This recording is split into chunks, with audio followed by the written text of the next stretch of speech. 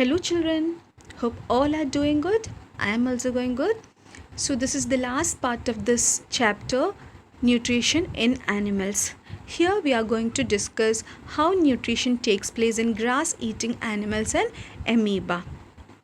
I hope you understood the previous videos in which we discussed how digestion takes place in human beings, how the nutrients are break down and absorbed into our body, that all the different components of the alimentary canal or digestive system, everything you understood. Okay, before going to our topic, there is a blue box you can see in which diarrhea is written. What is diarrhea? All of you, all of the children might have experienced once in your life this condition called diarrhea, in which a lot of water will be losing from our body. So, due to some indigestion or infection or anything, that is food poisoning, all these factors may lead to diarrhea. So, in the diarrhea, a loose type of latrine will be ejected out from our body, that we call stool. So, along with that, a lot of water also will be escaping from our body, and that may leads to severe pathetic condition. So we will have to consult a doctor. Before going to the doctor, we can do some first aid activities. What kind of first aid will you be providing? Yes, we can definitely take ORS, oral rehydration solution. Since it is taken through mouth, it is known as oral. Orally we are taking it or we are consuming it, and which will rehydrate our body, which will increase the water level of our body. This solution, if we are taking this solution, that will increase the water level of our body. That is oral rehydration solution. When we are taking this, how can we make the oral rehydration solution? Yes, by mixing up of equal amount of sugar and salt in a glass of water. And this is a very fine first aid for this diarrhea. Okay, now let's go to the topic, that is digestion in grass eating animals. For example, we can take cow. Cow is a grass eating animal. We call it a cattle. In their digestive system, there is a special chamber between large intestine and small intestine. Inside that chamber or sac or room, whatever you call it, there is a special kind of bacteria. That bacteria has a speciality. What is that speciality? They can digest the cellulose. But we, the human beings, cannot digest the cellulose. There is no arrangement or facility like this in our digestive system to digest this cellulose, which is a complex carbohydrate. Okay, which is a branched complex carbohydrate, and in our body there is no facility or arrangement for digesting this kind of cellulose. But cattle or grass eating animals has a special bacteria in a special chamber that can easily digest the cellulose, and that sac is present in between small intestine and largest intestine. Okay, and one more thing, this grass eating animals has 4-chambered stomach. Our stomach is only one chamber, that is only one stomach is there in our body. But in the case of grass eating animals, they are having 4 chambers. They are, okay, rumen, reticulum, mesum and abomasum. The first part is known as rumen, second part reticulum, third is mesum and fourth is abomasum. All these have special functions also. While they eat grass, they will be swallowing the grass. They will be having a lot of grass at one time. And this grass, without digesting or without chewing, they will be swallowing it, and it will be going and depositing in rumen and reticulum. Okay, these two parts are very, very important, rumen and reticulum, because this grass is going to deposit at rumen and reticulum. From this rumen and reticulum, they get partially digested. So the partial digestion of grass takes place at rumen and reticulum, and that partially digested food is known as curd.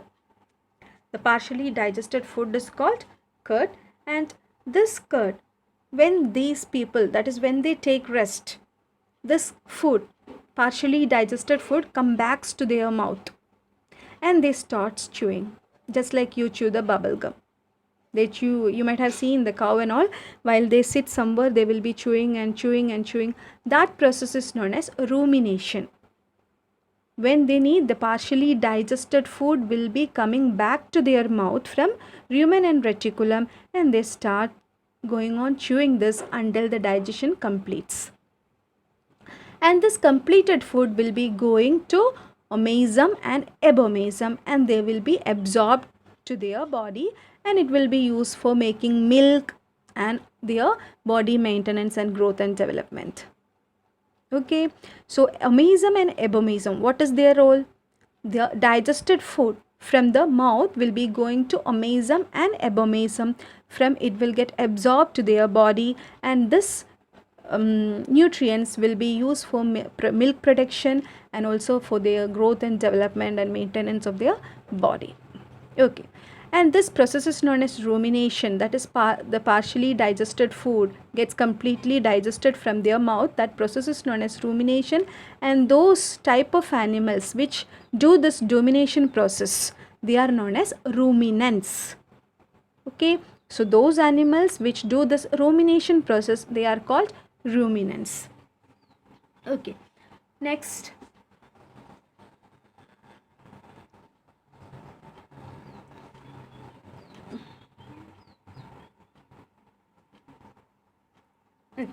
Next, feeding and digestion in amoeba. Amoeba is a single cell organism.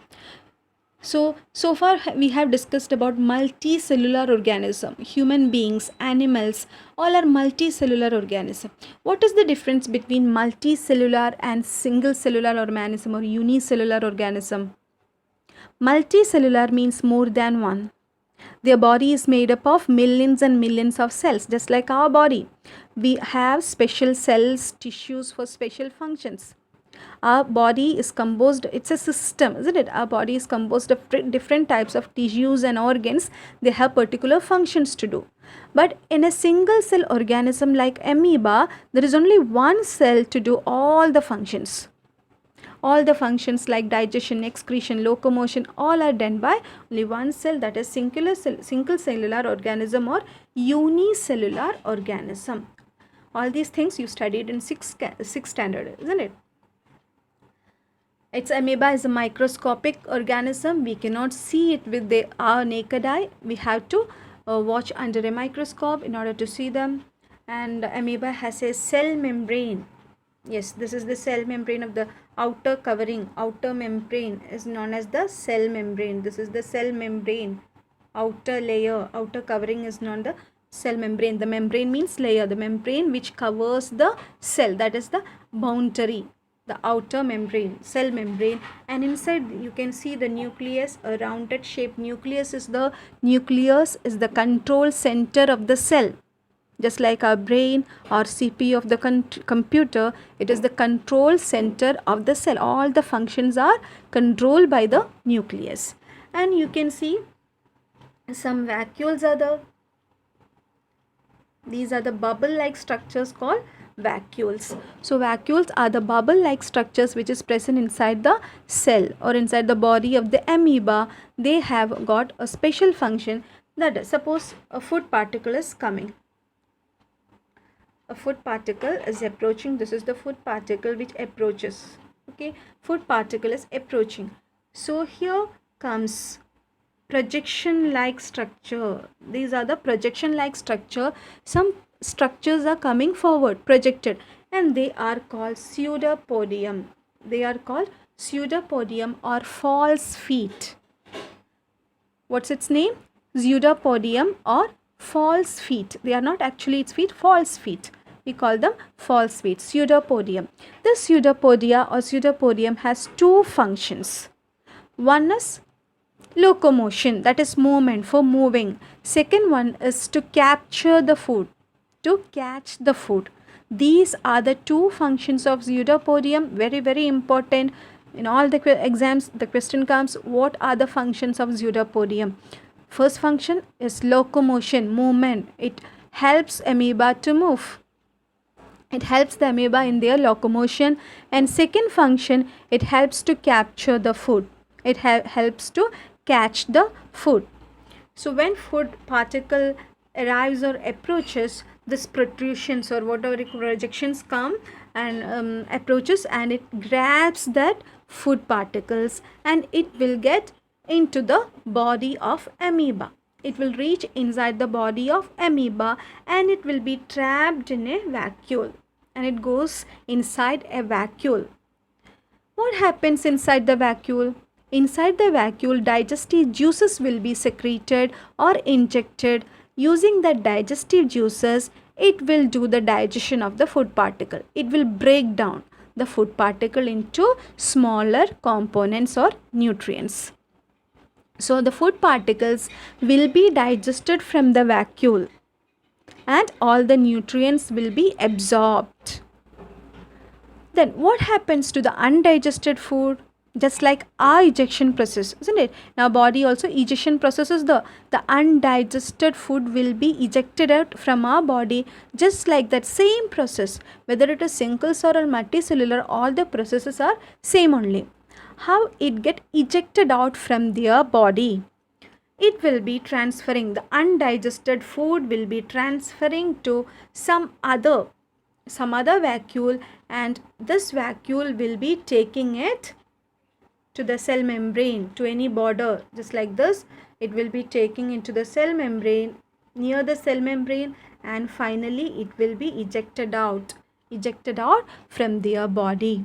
Their body will rearrange, the shape of their body will rearrange in such a way that this undigested food will get ejected out from their body. This is the whole process of digestion that takes place in amoeba. Using pseudopodia, they will capture the food. Pseudopodium will help to capture or catch the food, and it will get inside the body and it will be entering into a special vacuole. Inside the vacuole, digestive juices will be that digestive juices will help in the digestion of the food particles. Once the digestion has been taken place, the undigested food will be going to some other vacuole, and that vacuole slowly move near the cell membrane. Once it reaches near the cell membrane, its body will rearrange, its shape will rearrange in such a way that it will be thrown out of the body. Okay, that is the whole processes of digestion in amoeba, and hope you understood everything. Hope you enjoyed the video. So if you have any doubts, do comment in the comment box, and if you did not subscribe yet, please subscribe to my channel, and thank you for watching.